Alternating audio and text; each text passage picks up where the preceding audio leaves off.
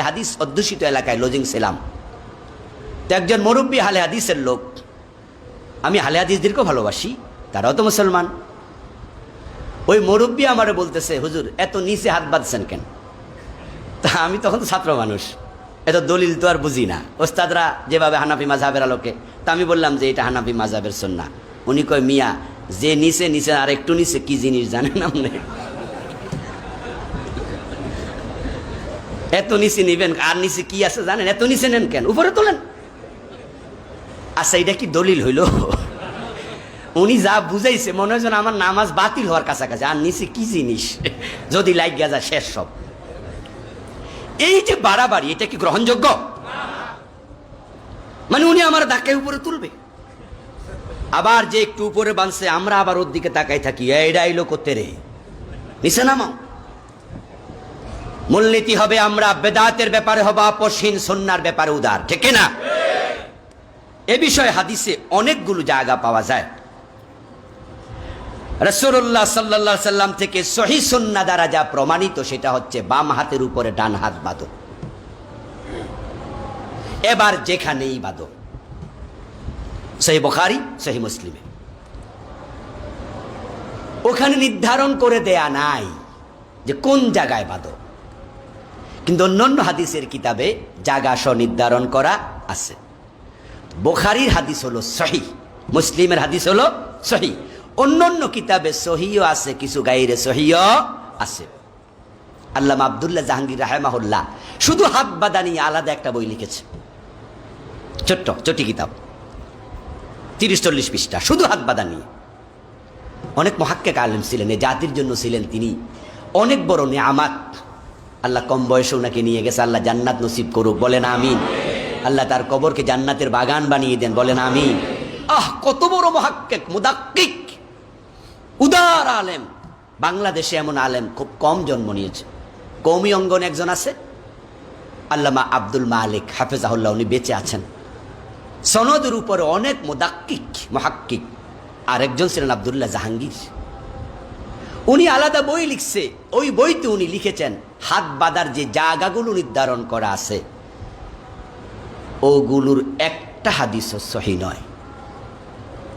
তাহলে আমরা যে জায়গা লইয়া মারামারি করতেছি, আব্দুল্লাহ জাহাঙ্গীর রাহিমাহুল্লাহ সবগুলো হাদিস আনছেন, গবেষণা করে মুহাদ্দিসদের আকওয়াল নকল করছেন, করে উনি দেখাই দিচ্ছেন যে আপনি যেটা লইয়া মারামারি করেন তার একটাও সহিহ না। বুকের উপরে বাঁধছেন, বুখারীতে আছে, শুধুমাত্র মুসলিমে আছে হাতের উপরে হাত, বাম হাতের উপরে ডান হাত। বুকের কথা তো নাই, তো সহিহ অন্য জায়গায় আছে কিন্তু সহিহ না। নাভির নিচে সহিহ না, নাভির উপরে সহিহ না।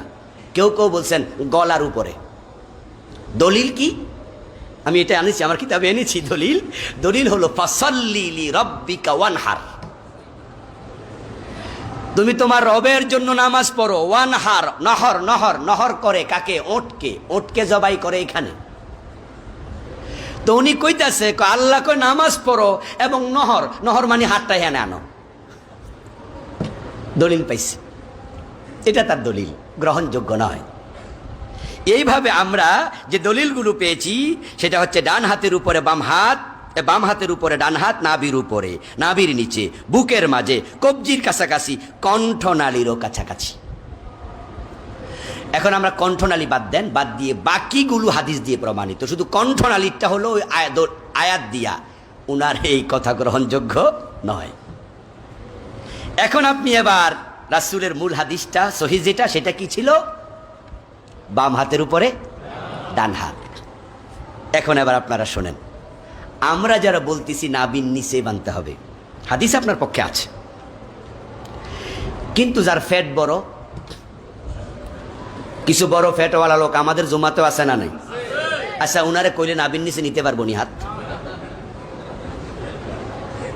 অবস্থা কিন্তু জটিল, কারণ আপনি নাভির নিচে সুন্নাহ, না হয় কিন্তু শেষ, গজব হয়ে গেল, সুন্নাহর বাইরে চলে গেলেন। কেন ভাই? নাভির উপরে হাদিস তো আছে, ওইটাও তো সুন্নাহ। আবার বুকের উপর হাদিস, ওইটাও তো সুন্নাহ। তা আপনি বলে দেন যে সুন্নাহ একটা মানলে আলহামদুলিল্লাহ, উদারতা আছে। সহিহ হাদিস হলো বাম হাতের উপরে ডান হাত। আপনি যদি আবার ডান হাতের উপরে বাম হাত দেন, এটা খেলাফে সুন্নাহ, এটা করা যাবে না। মূল হাদিসটা ছিল বাম হাতের উপরে ডান হাত দিলেন। এবার আপনার পেট যদি বড় হয় তাহলে আপনি নাভির নিচে ধাক্কাইয়া ধাক্কাইয়া বারবার যদি নিতে থাকেন, নামাজে মনোযোগ থাকবে না নাভির নিচে মনোযোগ? না, ইসলাম আপনাকে তো কঠিন করেনি তো। বরং আপনি আপনার বাম হাতের উপরে ডান হাতটা রাখেন, যে জায়গায় রাখলে আপনি কমফোর্ট ফিল করবেন, সহিহ হাদিস আমল হয়ে যাবে। সুতরাং আজ থেকে হাত বাঁধানি আর ঝগড়া করা যাবে না। আমরা হাদিসের ব্যাপারে উদার, বেদাতের ব্যাপারে আপোষহীন। ক্লিয়ার? আচ্ছা, রাসূলের হাদিসকে আপনি নেগলেক্ট কেমনে করবেন? আপনি বা নাভির নিচে বাঁধেন অয়েল, ওকে ভালো, আপনার দলিল আছে, এই যে হাদিস নাভির নিচের দলিল, আলহামদুলিল্লাহ। কিন্তু যে নাভির উপরে বাঁধলো বা বুকের উপরে বাঁধলো, তার কি হাদিসে দলিল নাই? যদি আপনি তাকে নেগলেক্ট করেন তাহলে রাসূলের হাদিসকে নেগলেক্ট করা হলো, কারণ সে তো আরেকটা হাদিসের আলোকে করছে। এই জন্য দলিল ভিত্তিক মাসআলায় শক্ত অবস্থান নেবেন না, উদার অবস্থান নেবেন। সুবহানাল্লাহ, সুবহানাল্লাহ। ইসলাম কত সুন্দর, আর আমরা ইসলামরে করলাম কি? ইমামের পিছনে সূরা ফাতিহা নিয়ে একই মাসআলা, কেউ পড়বে কেউ পড়বে না, দুপক্ষেই হাদিস আছে। কিন্তু এই ব্যাপারে ইমাম আবু হানিফা রাহিমাহুল্লাহর মাসলাক আমার কাছে সবচেয়ে গ্রহণযোগ্য মনে হয় এবং খুব উত্তম মনে হয়। ইমামের পিছনে কিরাত পড়ে আমাদের কোনো কোনো ভাইয়েরা আছে, সেটারও দুটি হাদিস আমি এখানে এনেছি, আছে। কিন্তু ব্যাপার হলো কি, ইমাম সাহেব আপনি যখন মসজিদে ঢুকলেন দেখতে পাচ্ছেন তিনি সূরা ফাতিহা শেষ করে অন্য সূরা শুরু করছে। এখন আপনি সূরা ফাতিহা পড়বেন না পড়বেন না? যদি আপনি পড়েন তাহলে কোরআনে আছে ওয়া ইযা কুরিয়াল কুরআনু ফাসতামিউ লাহু ওয়া আনসিতু, ইমাম যখন কিরাত পড়ে তোমরা চুপ করে থাকো এবং মনোযোগ দিয়ে শ্রবণ করো। যেখানে কোরআন হবে পড়া, নরমাল জায়গা হোক আর নামাজে হোক, ইমাম পড়ছে তুমি চুপ। বিশ্বনবীও বলছেন ফাইদা ক্বারাআল ইমামা ফাআনসিতু, ইমাম কিরাত পড়ছে তুমি চুপ করে থাকো। তাহলে হাদিসে যা আছে লা সালাতা ইল্লা বিফাতিহাতিল কিতাব, মান সাল্লা সালাতান ওয়া লাম ইয়াকরা বিফাতিহাতিল কিতাব ফাসালাতুহু খিদাজুন খিদাজুন খিদাজ, তার নামাজটা ধোঁকা, নামাজটা হয় না, বাতিল। আল্লাহর হাবিব এবার আরেকটা হাদিস, মান কানা লাহুল ইমাম ফাকিরাআতুল ইমামে কিরাআতুন লাহু, ইমাম যদি থাকে ইমামের কেরাতি তোমার কেরাত হিসাবে গণ্য হয়ে যাবে। তো সূরা ফাতিহা তো হলো, ইমাম তো পড়ছে, আপনি শুনছেন, এনাফ। বা আপনি শোনেননি, ইমামের কেরাতি গণ্য হয়ে গেল। কিন্তু আপনি যদি বলেন যে না কেরাত পড়তেই হবে সূরা ফাতিহা, তাহলে ইমাম তো সূরা ইখলাস পড়ছে, আপনি এখন যদি সূরা ফাতিহা পড়েন তাহলে ইমামের কেরাত তো শোনা হলো না। আল্লাহ তো বলছে শোনো, রাসূল বলছে ফাংসিতু, চুপ করে থাকো, তা আপনি চুপও থাকলেন না, তাহলে কি অর্ডার লঙ্ঘন হলো না? এমন টাইমে আপনি গেলেন যখন ইমাম রুকুতে চলে যাচ্ছে, যাবে যাবে এক আয়াত পরে রুকুতে চলে গেছে, এখন আপনি কি করবেন? খাড়ায় থাকবেন? হাদিসের বক্তব্য হলো ইমামকে যেখানে পাও সেখানেই শামিল হও। মা ফাতাকুম ফাতিম্মু, ইমামকে যেখানে পাইছো শামিল হও। ইমাম আগে যেটা পড়েছে সেটা তুমি নিজে আবার সালামের পরে আদায় করো, দাঁড়ায়ও থাকতে পারবেন না। অনেকে ভুল করে, ইমামরা সেজদায় পাইছে যাই খাড়াই থাকে, কয় যে সেজদা দিয়া লাভ কি, রাকাত তো পাইছি না, এজন্য দাঁড়ায় থাকে। ইমাম সেজদা মেজদা দিয়া খাড়াইলে অথবা বইলে উনি শামিল হয় না। না, আপনি যদি একটা সেজদা পান সেটাও দেন, আল্লাহর কাছে কোনটা কবুল হয় বলা তো যায় না। কিন্তু রুকু না পাওয়ার কারণে রাকাত গণ্য হবে না। এখন রুকু পাইলে তো রাকাত হয়ে গেল, তো সূরা ফাতিহা ছাড়া নামাজ হয় না, পড়তেই হবে। তো আপনি তো সূরা ফাতিহা পড়ার টাইম পান নাই, ইমাম তো রুকুতে চলে গেছে, এখন রুকুতে যাইয়ে কি আপনি সূরা ফাতিহা পড়বেন? অনুমতি তো নাই। হাদিসে আছে রাসূল বলেছেন রুকু এবং সেজদায় কোরআন তেলাওয়াত করিও না। একটু জটিলতা আছে, যাই হোক, এরপরও বিস্তারিত লিখে একটা সলিউশন দেওয়ার চেষ্টা আমি টিকাতে করেছি। আমিন সশব্দে না নিঃশব্দে তা নিয়ে কথা বলে ফেলেছি। তিরমিজিতে আবু দাউদে জোরে আমিন বলার হাদিস আছে, আবু দাউদে 2টি হাদিস আছে জোরে আমিন বলার ব্যাপারে। আবার আমিন আসতে বলবেন সেই হাদিসও আছে। সুতরাং হাদিসে যেহেতু আছে আমরা উদার না। হুজুর উদার হওয়া যাবে না কেন? আমাদের ডিস্টার্ব হয়। ওরা যখন জোরে আমিন কয় তখন আমাদের কি হয়? ডিস্টার্ব হয়। বাহ বাহ, কি সুন্দর যুক্তি। রাসূল নামাজ পড়ে, গর্দানের মাঝে হাসান হোসাইন উঠে গোড়ার মতো সরে, কোনো ডিস্টার্ব হয় নাই। রাসূলের মেয়ে জয়নাব রাদিয়াল্লাহু তাআলা আনহার মেয়ে উমামা রাদিয়াল্লাহু তাআলা আনহাকে রাসূল কোলে নিয়ে নামাজ পড়েছেন। রাসূল যখন রুকুতে যেতেন তখন কোল থেকে নামায়া দিতেন, আবার রুকু সেজদা করে উঠে আবার কোলে লইয়া নামাজ পড়ছে, কান্দে সরছে, ডিস্টার্ব মিস্টার্ব হয় নাই। কাবা শরীফে আমরা যখন নামাজ পড়ি জোরে আমিন কয়, ওখানে ডিস্টার্ব হয় না, বাংলাদেশে শুধু হয়। তোমার এমন মন কেন যে মন হালকাতে ডিস্টার্ব হয়ে যায়? এত ঠুনকো কেন তোমার মন? এই ডিস্টার্ব আমাদেরকে অনেক পিছনে নিয়ে যাচ্ছে। সেটা কি হয়েছে? আরেকটা, আল্লাহর হাবিবের বক্তব্য, বাচ্চার বয়স 7 বছর হলে নামাজ শিখাও, 10 বছর হলে নামাজ না পড়লে প্রয়োজনে পিটাও। হাদিস আছে না নাই? একবারে স্পষ্ট হাদিস। ওয়াদরিবুহুম আলাইহা ওহুম আবনাউ 10 সিনিন, পিটাও 10 বছর হলে নামাজ না পড়লে। 7 বছর বয়সে শুরু করো। এখন 7 বছর বয়সে তাকে যদি প্রশিক্ষিত করতে চান, সাথে করে মসজিদে আনা দরকার আছে না নাই? রাসূল বলছে মুরু আওলাদাকুম বিসসালাহ ওহুম আবনাউ 7 সিনিন। 7 বছর হলে তাকে আদেশ করো, অর্ডার করো, নিয়ে আসো। আচ্ছা, 7-8 বছরের বাচ্চা মসজিদে আসলে দুষ্টামি করার সম্ভাবনা আছে না? এখন বাবা তো বাচ্চারে মসজিদে সাথে না আনলে তো সে ট্রেন্ড হবে না, প্রশিক্ষিত হবে না। সাথে আনছে, বাবা পাশে দাঁড় করাইছে, পাশে দাঁড় করাবেন, দুষ্টামি যেন কম করে। কিন্তু আপনি নিয়ত বাঁধার পরে হেতে আস্তে করে নিয়ত সাইরা পিছু চলে গেছে। এখন হেতেরে দেখা পাশের ফোলা আরেকটা গেছে, যাই হেরা দুইজনে গুতাগুতি কিলাকিলি হাসি তামাশা। ছোট মানুষ বোঝে না। আর তো মুরব্বী লাল দাড়িওয়ালা হুজুর নামাজের মাঝে ফুলতাছে, যে মসজিদে হাসাহাসি। গরিব বাবা সালাম ফিরাইয়া আজরাইলের ছোট ভাইয়ের মতো জাপটাইয়া ধরে, এই কার ফোলা, এই ছেলে। আরে বাবা, এমন ধমক মারছে বাচ্চা ডরে কান্দা শুরু করছে। বাচ্চা মানুষ দুষ্টমি করছে, আপনি এইভাবে ধমকাচ্ছেন, এই অধিকার আপনাকে মসজিদে কে দিয়েছে?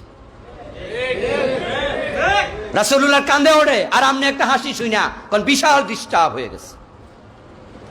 এখন পরের দিন বাচ্চার বাপে কয়, বাবা আজ মসজিদে যাইবি না? চল। হে কয়, কিয়ামত পর্যন্ত আর যাবো না। ওই লাল দাড়িওয়ালা মিয়া যে দমক মারছে বাবা, আরেকদিন পাইলে আমার খবর আছে। মসজিদে আসবে আর? এই বুঝি সংশোধনের রীতি? ইসলাম আপনাকে এটা শিখাইছে? আপনার উচিত হচ্ছে বাচ্চাদেরকে মসজিদে দেখলে হ্যান্ডশেক করা, আগে সালাম দেয়া, পারলে কপালে একটা চুমু দেয়া, মাথায় হাত বুলাইয়া বলবেন মাশাআল্লাহ মাশাআল্লাহ, মসজিদে আসছো, তবে বাবা আজকে একটু হাসি দিছো তো, আমাদের কানে গেলে তো একটু নামাজে বিঘ্ন ঘটে, কাল থেকে হাসো না। যদি কালকে আইসা না হাসো, আজকে একটা চকলেট পেলাম, কালকে 2টা দিব। পকেটে করে চকলেট নিয়ে আসেন, ওই বাচ্চার হাতে দিয়ে বলেন কালকে না হাসলে 2টা দিব, পরশু না হাসলে 3টা দিব। বাচ্চারা চকলেটের আশায় হাসাহাসি আর করবে না। কেউ হাসাতে চাইলো মুখে আঙুল দিয়া কইব, এই চুপ, চকলেট 3টা। আর বাচ্চারা যদি মসজিদের দিকে আসে, আজকে তারা বাচ্চা, কালকে যুবক হবে, ঠিক না? মসজিদ যুবকে ভরে যাবে। কিন্তু পরিতাপ, ফজরের টাইমে সালাম ফিরিয়ে দেখেন মুসল্লি যে কয়জন আছে, যুবক কয়জন? অধিকাংশই বৃদ্ধ বা বয়স্ক, যৌবনকাল পার করে ফেলেছে, যুবকরা সব ঘুমাচ্ছে। এই জন্য আমরা এটাতে আমাদের জোরে আমিন কইলে ডিস্টার্ব, কাবাতে এত জোরে আমিন কইছে, হিয়ানে তোমার ডিস্টার্ব 40 দিন হইল না, মসজিদে নববী তো হলো না। মনে করবেন, মনে রাখবেন, কাবা হচ্ছে আমাদের জন্য ঐক্যের সূতিকাগার। এই জন্য আপনি ঠুনকোতে রাগ হয়ে যাবেন না, আপনাকে সতর্কতার সাথে কাজ করা লাগবে। রুকুতে বারবার হাত তুলবেন, রফে আদাইন পক্ষে হাদিস আছে, আবার করেন নাই সেটার হাদিসও আছে। আমি বলেছি কিছুক্ষণ আগে, নামাজ চলাকালে আমরা যখন রুকু করি, অনেকে রুকুতে পিঠ সোজা করে না, এটা কিন্তু সুন্নাহ। আপনি রুকু যখন করবেন মাজায় যদি ব্যথা ট্যাথা না থাকে আপনি এমনভাবে সোজা হবেন, হাদিসে পাওয়া যায় মনে হয় যেন একটু পানি দিলে পানিটাও পড়বে না, অর্থাৎ আপনার মাথা পিঠ ঘাড় সোজা থাকবে। এর ব্যতিক্রম হলে খেলাপে সুন্নাহ হয়ে যাবে। রুকু থেকে উঠে দাঁড়াতেই হবে, এটা ওয়াজিব। সোজা হয়ে দাঁড়ায়া তারপরে সেজদায় যেতে হবে। অনেক নামাজি দেখা যায় তাড়াহুড়ার কারণে রুকু থেকে সোজা হয়ে দাঁড়ায় না, দুই সেজদার মাঝখানে সোজা হয়ে বসে না। তাদের ওয়াজিব লঙ্ঘনের কারণে নামাজ হবে কবিরা গুনার সাথে, যদি ভুলেও করে, আর জেনে করলে নামাজ বাতিল হতে পারে। এটা ওয়াজিব, ওয়াজিব লঙ্ঘন করা কবিরা গুনাহ। এখন আমাদের হানাফি ভাইদের ভিতরে ঝামেলাটা একটু বেশি। আহলে হাদিসরা এখানে নিরাপদ। এর কারণ কি জানেন? কারণ আহলে হাদিসরা রুকু থেকে দাঁড়াইয়া লম্বা একটা দোয়া পড়ে, রাব্বানা লাকাল হামদ হামদান কাসীরান তাইয়্যিবান মুবারাকান ফি। আচ্ছা, এটা যদি পড়তে হয় এতে কি তাড়াতাড়ি রুকু যাইতে পারবো? এটা পড়া মুস্তাহাব। শুধু রব্বানা লাকাল হামদ অথবা রব্বানা ওয়ালাকাল হামদ অতটুকু বললেই সুন্নাহ আদায় হয়ে যাবে। একজন সাহাবী রুকু থেকে মাথা তুলে কোনো একদিন পড়লেন রব্বানা লাকাল হামদু হামদান কাসীরান তাইয়্যিবান মুবারাকান ফি, একটু আওয়াজ করে পড়লেন। বিশ্বনবী সাল্লাল্লাহু আলাইহি সাল্লাম নামাজ সালাম ফিরাইয়া উনি বললেন, কে আজকে দোয়া কে পড়েছে? ওই সাহাবী বলছেন, আনা ইয়া রাসূলুল্লাহ, হুজুর আমি পড়েছি। আল্লাহর হাবিব বললেন, আমি দেখলাম 30 জনের বেশি ফেরেশতা তোমার আমল নামা এটা লেখার জন্য তাড়াহুড়া শুরু করে দিয়েছে। সহিহ বুখারী হাদিস নাম্বার 755, বুখারীর হাদিস, এর মানে সহিহ। এই আমলটা আমাদের ভিতরে কম না বেশি? হ্যাঁ। তো আমাদের হানাফি ভাইরা আমরা এই দোয়াটা পড়ি না, অভ্যস্ত না। না পড়ার কারণে ওই যে রুকু থেকে সামি আল্লাহু লিমান হামিদা কোয়ার সময় রাব্বানা লাকাল হামদ চালাইয়া দেয়, একসাথে চালাইয়া সোজা না হইয়া ডাইরেক্ট চলে যায়। কিন্তু যদি রাব্বানা লাকাল হামদু হামদান কাসীরান তাইয়্যিবান মুবারাকান ফি সবটা পড়ার অভ্যাস হয় তাহলে তাদিলে আরকান লঙ্ঘন হবে না। সেজদা থেকে উঠে সোজা হয়ে বসতেই হবে, ওয়াজিব। হানাফি মাযহাবের কিছু কিছু ভাইয়ের এখানে সীমা লঙ্ঘন হয়, এই কিছু ওঠে আর পুরা ওঠে না। কিন্তু আহলে হাদিসরা এখানে নিরাপদ। যাদের যতটুকু ভালো ততটুকু ভালো বলা উচিত না? আবার দোষ থাকলে সেটাও আমরা বলবো। এটাই তো ইনসাফ নাকি? এটার নাম ইনসাফ। সাদাকে সাদা বলবেন, কালোকে কালো বলবেন। এখানে তারা নিরাপদ। কেন নিরাপদ? কারণ দুই সেজদার মাঝখানে একটা দোয়া আছে, আল্লাহুম্মা গফিরলি ওয়ারহামনি ওয়াহদিনি ওয়াফিনি ওয়ারযুকনি। এই যে দুই সেজদার মাঝখানে দোয়া আছে, আরো একাধিক দোয়া আছে, আমি এনেছি। ওরা কিন্তু দোয়াটার প্র্যাকটিস করে। তো প্র্যাকটিস করার কারণে তারা চাইলেও তাড়াতাড়ি সেজদা যেতে পারে না, দোয়াটা শেষ করে দেওয়া লাগবে। তো এই দোয়া যদি আপনি না পড়েন কিচ্ছু হবে না। এটা মুস্তাহাব। কি এটা? সুন্নাহ জায়েদা, অতিরিক্ত সুন্নাহ, সুন্নাহ মুস্তাহাব্বা। না পড়লে কিচ্ছু হবে না। কিন্তু পড়ার অভ্যাস করলে আপনার দুসেজদার মাঝখানে বসার ওয়াজিবটা আলটিমেট আদায় হয়ে যাবে। আর দোয়াটা কি চমৎকার রে ভাই! হাদিসে কি পাওয়া যায়? বান্দা যখন নামাজে দাঁড়ায় আল্লাহ তার দিকে তাকায়া থাকে। সুবহানাল্লাহ, সুবহানাল্লাহ। আল্লাহ আপনার সামনে তাকায়া আছে আপনার দিকে। আপনি বলছেন দুই সেজদার মাঝখানে আল্লাহুম্মা গফিরলি, অর্থ কি? আল্লাহ আমারে, ওয়ারহামনি আমাকে, ওয়াহদিনি আমার হেদায়াত, ওয়ারযুকনি আল্লাহ আমারে রিজিক দিয়া দাও। রিজিক দরকার আছে না নাই? রিজিক ভালো হইলে ইবাদতে শান্তি হয়। কাদাল ফাকরু আন ইয়াকুনা কুফরা, দরিদ্রতা মানুষকে কুফরের দিকে নিয়ে যেতে পারে। অভাবে মানুষের স্বভাব নষ্ট হয়। এজন্য হালাল রিজিক আল্লাহর কাছে আপনি চাইতেছেন কখন? নামাজে, যখন আল্লাহ আপনার দিকে তাকায় আছে। সুবহানাল্লাহ। ও ভাই, কি চমৎকার দোয়া! আহলে হাদিসে তো জিততে গেল, এখানে আমরা তো ঠইকা গেলাম। আলহামদুলিল্লাহ, আমি ঠকি না। এগুলো অনেক আগ থেকে আমল করছি আলহামদুলিল্লাহ। কারণ ছাত্র জীবনে তো বুখারী শেষ করেছি, সিয়াসিত্তার কিতাব সবগুলো ছাত্র জীবনে শেষ করতে পারিনি, কিন্তু বুখারী পুরাটা শেষ করেছি।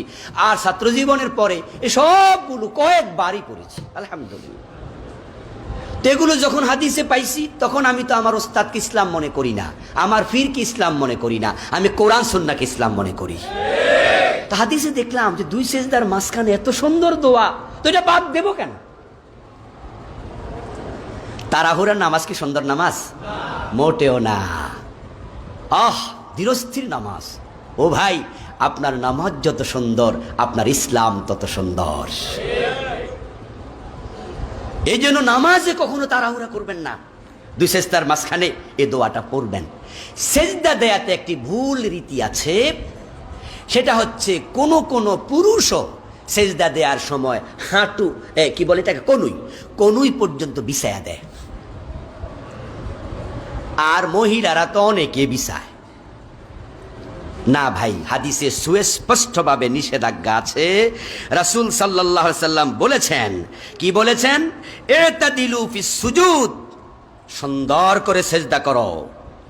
ওয়ালা ইয়াবসুত আহাদুকুম যিরাআইহি ইমবাসাতাল কালবি, কোন ব্যক্তি যেন কুকুরের মতো তার হাত মাটিতে বিছিয়ে না দেয়। কুকুর যখন বসে তখন তার বাহুটা একবার বিছানো থাকে না? রাসূল বললেন যে তোমার সেজদাটা এমন হবে না। মহিলাদের জন্য আলাদা কোনো হাদিস নাই যে মহিলারা বিছায় দেবে মাটিতে। দলিল কোথায়? দলিল নাই। সবার জন্য এক হাদিস। যেহেতু মহিলাদের ক্ষেত্রে আলাদা কোনো জয়ীফ হাদিসও নাই যে মাটিতে বিছায় দেবেন, জড়সড় হয়ে পড়বেন, এ বিষয়ে হাদিস আমি পরে বলবো আছে। কিন্তু মাটিতে আপনার কোনই বিছাবেন, মহিলাদের জন্য আলাদা কোনো হাদিস নাই। সবার জন্য এক অর্ডার, কোনইটা মাটিতে বিছিয়ে দেয়া যাবে না, এটা তুলে রাখতে হবে। রাসূলের অর্ডার লঙ্ঘন করে আপনি এটা করবেন, এটা হতে পারে না। এখন থেকে এটা করা যাবে না।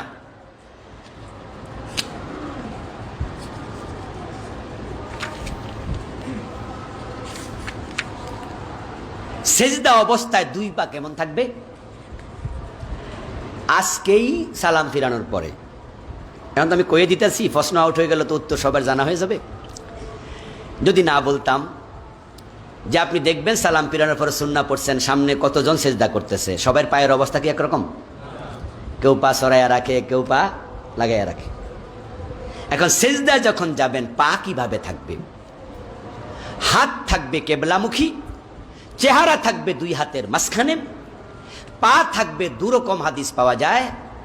কোন মুহাদ্দিসরা বলছেন পা থাকবে ফাঁকা, কোন মুহাদ্দিস বলছেন পা থাকবে জোড়া লাগানো। 2 দলের পক্ষে হাদিস আছে, তবে জোড়া লাগানোর হাদিসটা বেশি শক্তিশালী। পায়ের আঙ্গুল থাকবে কেবলামুখী সোজা, এবং পা 2টা জোড়া লাগানো যথাসম্ভব কাছাকাছি। মা আয়েশা বলেন, বিশ্বনবী সেজদা দিচ্ছিলেন, আমি আমার পাশে বালিশে উনাকে পাইলাম না, না পাইয়া আমি ঘুমের মাঝে এরকম করে তালাশ করতেছি, কিরে গেল কই উনি। পরক্ষণে দেখি আমার হাত পড়েছে তার পায়ের মাঝে, তার 2 পা জোড়া লাগানো, তিনি সেজদায়। এই হাদিসকে সামনে এনে শক্তিশালী অভিমত দেয়া হচ্ছে 2 পা জোড়া লাগাইয়ে সেজদা দেয়া, এটাই হচ্ছে উত্তম সুন্নাহ। ফাঁকা রাখার হাদিস একটু পাওয়া যায়, হালকা দুর্বল হতে পারে, ফাঁকাও রাখা যেতে পারে।